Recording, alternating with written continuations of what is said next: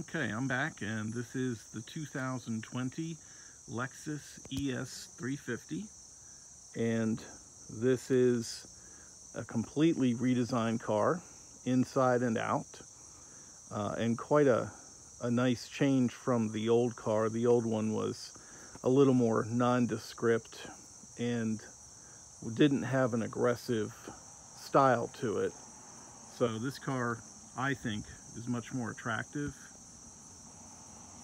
Especially in the front end, they have a very aggressive grille now that runs across all of the Lexus line and really does stand out. It's much more aggressive looking than the old car. This one has the standard headlight, but they do have an optional LED light that's 3 LED lights on each side, and that actually looks even nicer. And even the tail lights are different on this one, and I think they did a nice job on those as well.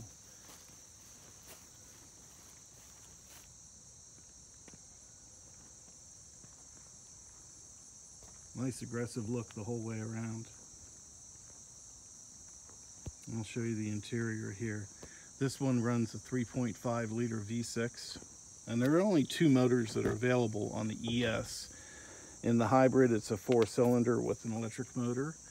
And in this car, it's the 302 horsepower, 3.5 liter V6. Lexus claims 6.60 to 60 time, and it certainly feels every bit as quick as that. And they use an 8-speed automatic transmission now, so plenty of cogs to go through, and nice smooth transmission, and decent gas mileage. It's rated at 22 city and 32 highway, and for this car, for the size and for the weight, it's almost 3,700 pounds.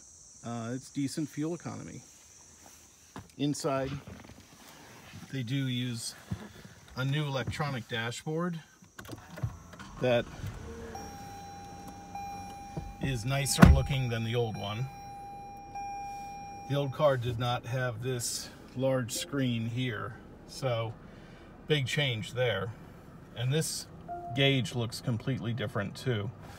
And I just reviewed a Mercedes E-Class that has an almost identical look to the progressive gauge package that you can use on that as one of the optional gauge packages. This is the look for the most part. The only difference is if you turn this button here to sport, it does change the look just slightly. There's normal. So not much difference there, but and then eco,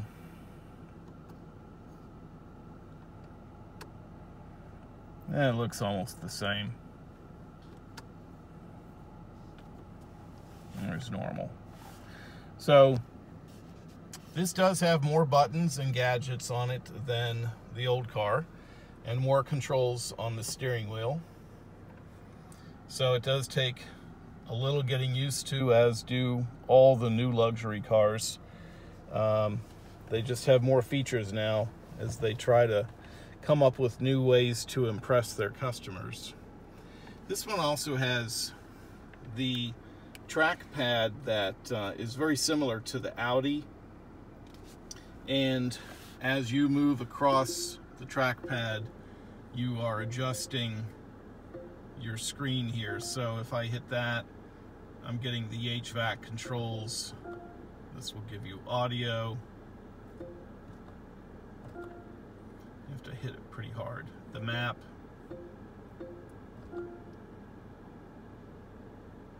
And that just gives you full screen.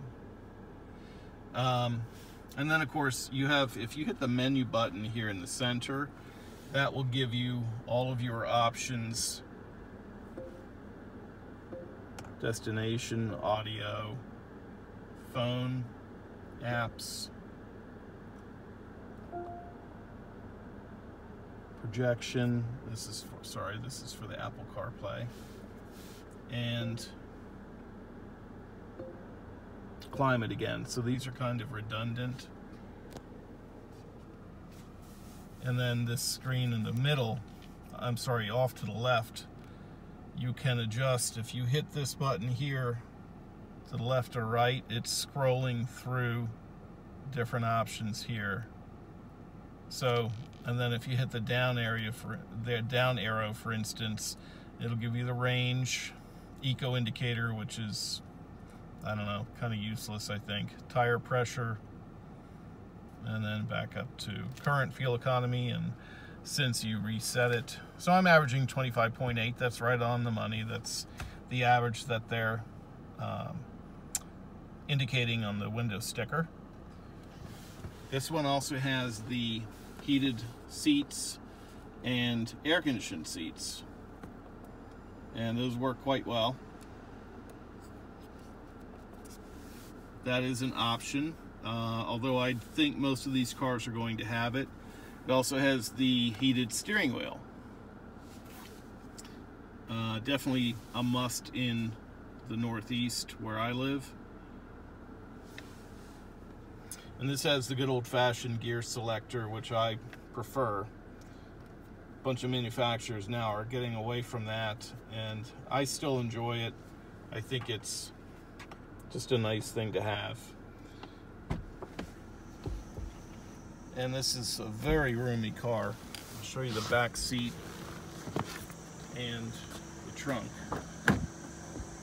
And if you look at the video I just did on the E-Class car, this is almost identical in size, interior room, to the E-Class car. It's just less expensive. And this has a big trunk.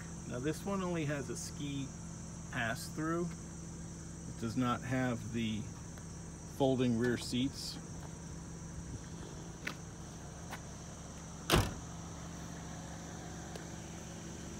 But it's a nice, comfortable car. It's very quiet. And at mid-40s minus incentives, you're probably able to buy one of these cars in the very low 40s equipped like this. And at that point, you're well below your German competition.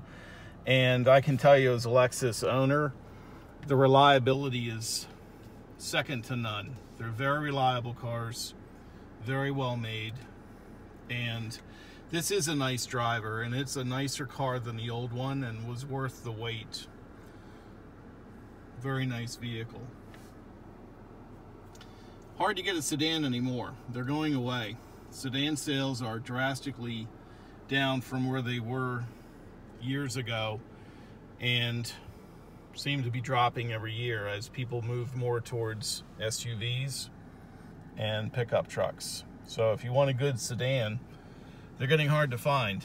You better grab one while you can. This is a good candidate if you're looking for a nice mid-size sedan that has decent power, plenty of room, and terrific reliability. This should be close to the top of your list. Well, if you have questions or comments, I'd love to hear from you, and thank you for watching.